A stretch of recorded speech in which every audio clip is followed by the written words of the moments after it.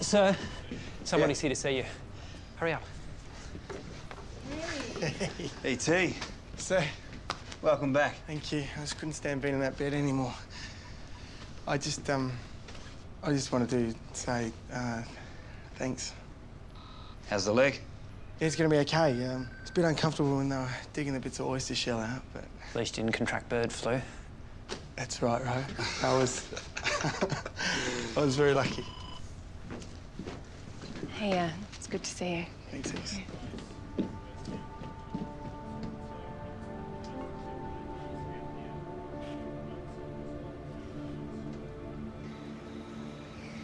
This thing with Campbell Fulton. I know. That was close. That was way too close. Would have been his word against ours. Yeah.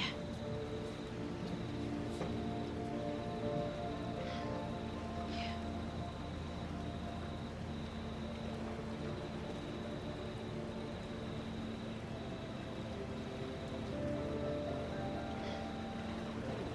I thought I'd lost you. You're not going to lose me.